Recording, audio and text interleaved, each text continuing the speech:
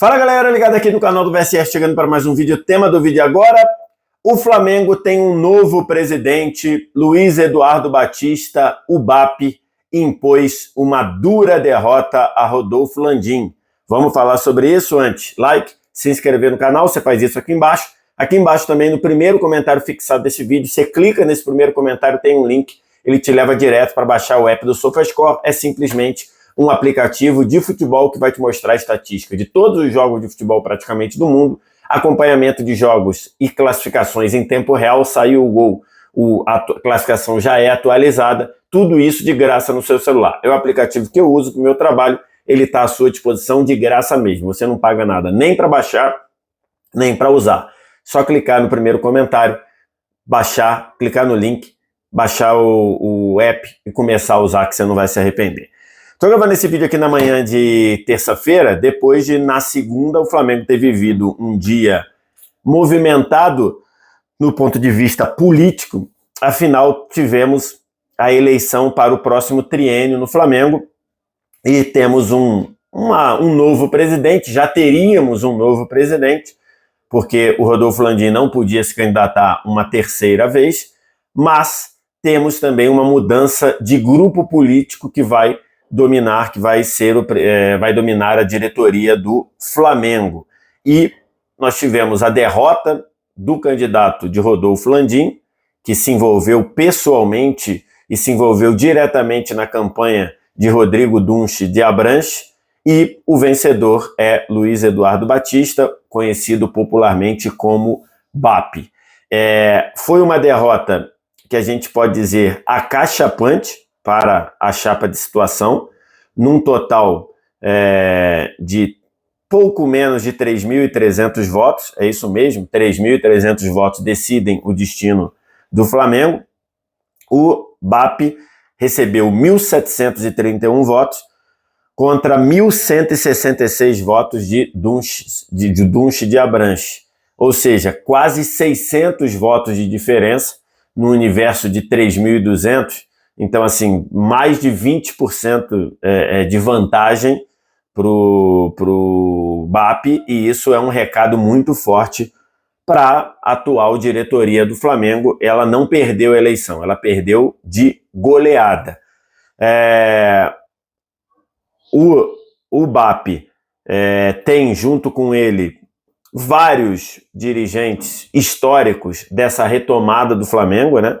Se você considerar a chapa azul original lá de 2013, que mudou os rumos do Flamengo, tanto dentro do clube quanto nas finanças do clube, e que foi capitaneada então pelo Eduardo Bandeira de Melo. Se você pegar vários daqueles dirigentes, vários daqueles profissionais até, que fizeram parte dessa chapa original da chapa azul, vários deles estavam com o BAP. Entre eles, o vice-geral, o Flávio Wilemann, além de outros como Rodrigo Tostes, Cláudio Prakovnik, o Antônio Tabet, que vai cuidar de novo da comunicação, Ricardo Lomba. Vários desses caras estavam apoiando o BAP, então acho que também por isso essa candidatura foi tão bem sucedida. Tá? Então, o BAP será o presidente do Flamengo em 25, 26 e 27 e tem direito a se reeleger, a se candidatar à reeleição no fim de 25, 26, 27, no fim de 2027. Abrindo um parêntese aqui, vamos ver se o BAP cumpre um dos preceitos lá da chapa azul original. Essa chapa azul original, que em 2013 começou a mudar o estágio do Flamengo, a gente lembra, até 2012 o Flamengo, mesmo tendo a maior torcida do Brasil, mesmo sendo uma potência de arrecadação, ele era um time falido. Se o Flamengo fosse uma empresa, ele teria fechado, se ele não fosse um clube sem fins lucrativos.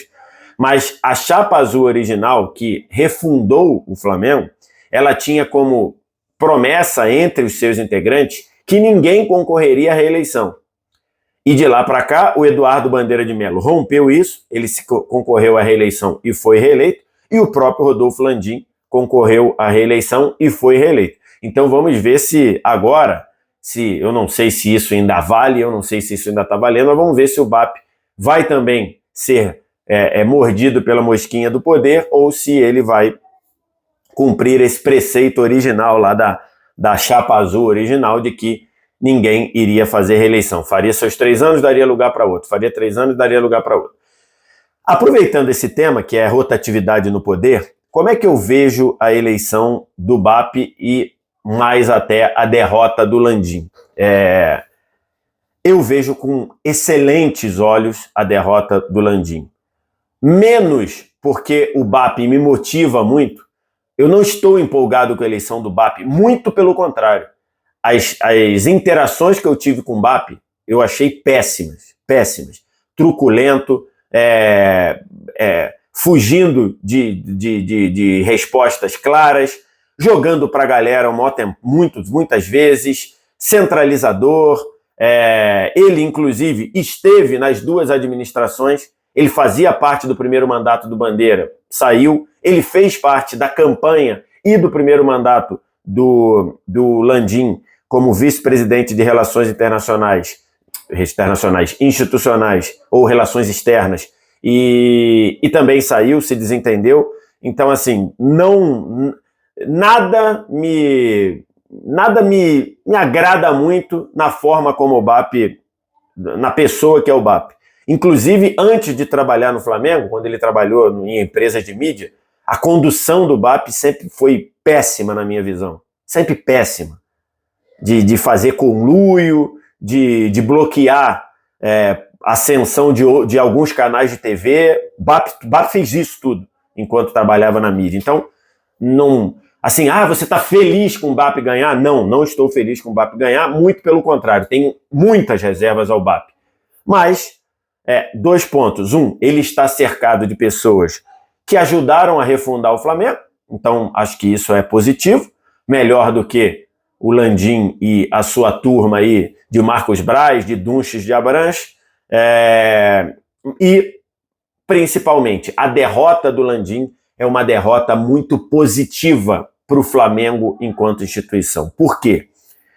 Primeiro motivo, abri um parênteses aqui, primeiro motivo, o Flamengo com a derrota de Rodrigo Dunches de Abranches, ele se livra de uma vergonha histórica, ele se livra de uma mancha gigante que era ter um desclassificado como Dunches de Abranches, como Rodrigo Dunches de Abranches, como seu presidente. E a palavra é essa mesmo, desclassificado. Eu não vou nem entrar em detalhes, mas se você quer saber um pouquinho de por que o Dunches de Abranches é desclassificado, vai lá ver o documentário do incêndio no Ninho do Urubu, da morte dos garotos pelo incêndio no Ninho do Urubu, e veja a postura do Dunches de Abranches.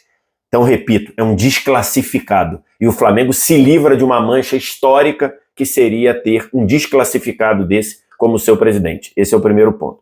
O segundo, o Flamengo prova que ele não é um terreno fértil para um projeto de ditadorzinho como o que queria o Rodolfo Landim. E eu estou usando aqui a palavra ditador, lógico, não é na acepção da palavra do ditador e tudo, eu sei o que significa um ditador, eu fiz cursos de história, então eu sei o que é. Eu estou usando a palavra um projeto de ditador só como alegoria, para entender. E era o que o Landim queria fazer no Flamengo. Tanto é que o Landim ia botar esse desclassificado como presidente e chegou a falar no podcast do Benja, né, que ele, Landim, queria tocar o clube, porque o Landim voltaria como CEO do Flamengo. Então, e ele, no podcast do Benja, ele reconhece que o Rodrigo Dunches de Abranches não tinha condição nenhuma, não tinha qualificação nenhuma, esse desclassificado de ser presidente do Flamengo. Então, era um projeto de perpetuação de poder do Landim. Era isso que o Landim queria. Ele queria continuar governando o Flamengo, mesmo com o Estatuto do Flamengo sendo claro que um presidente não pode concorrer a mais do que uma reeleição. O que ele queria era um projeto de ser um ditadorzinho, repito, uma alegoria, no Flamengo. E o Flamengo mostrou, e as eleições mostraram, e os sócios mostraram, e a democracia no Flamengo mostrou que o Flamengo não é um terreno fértil para perpetuação de poder. Então, nisso, a derrota do Landim é uma excelente notícia para o Flamengo. Mais até do que a eventual vitória do BAP, repito, de quem eu tenho muitas reservas.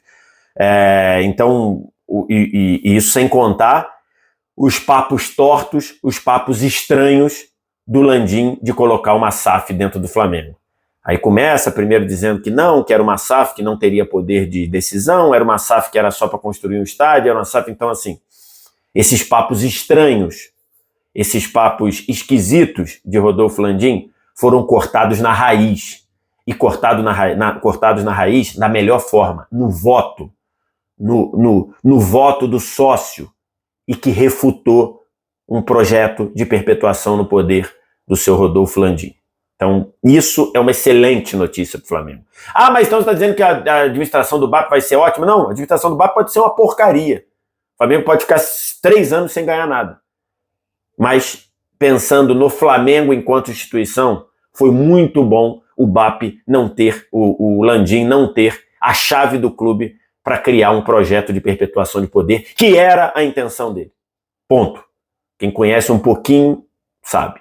Então, esse é o primeiro ponto. E estou falando aqui, não tenho direito a voto, não sou sócio do Flamengo, não voto, não me aproximo de nenhuma chapa dessas, não tenho nenhum tipo de envolvimento. Estou analisando como quem analisa o cenário político do Flamengo. Esse é o ponto. Para frente, o BAP tem muitos desafios. O primeiro desafio é parar de jogar para a galera. É parar de dar declaração estapafúrdia. É parar de dar declaração de coisas que ele não pode se comprometer. Já estava dizendo aí, o Flamengo vai ganhar tudo. O Flamengo... Ele não tem como garantir isso. Ele não tem como prever, até porque isso é futebol. Ele pode dizer, estaremos brigando por todos os títulos. Aí beleza. Agora dizer que vai ganhar tudo é jogar pra galera. Acho que o BAP, e não vai mudar porque ele é assim, acho que o BAP deveria mudar isso. Ele tem o desafio de continuar mantendo o Flamengo em níveis de receitas que a administração do Landim conseguiu. E isso é um fato. O Landim pegou o Flamengo ali com 700 milhões arredondando de receita, vai entregar com 3 anos seguidos faturando, tendo receitas de 1 bilhão, às vezes mais. Isso é uma grande vitória do Rodolfo Landim. O BAP tem esse desafio de manter isso.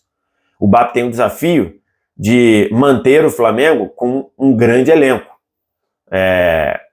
Vai receber o Flamengo com um grande elenco, com um ótimo elenco, vai receber também o Flamengo com muita coisa para pagar, com algumas contratações feitas no meio do ano, parceladas e para pagar e que ele vai ter que pagar. Tem contratação ainda do Alan ainda para ser paga, por exemplo, mas ele recebe o time com um grande elenco. E principalmente o desafio do BAP é criar uma gestão profissional no futebol do Flamengo que não existe.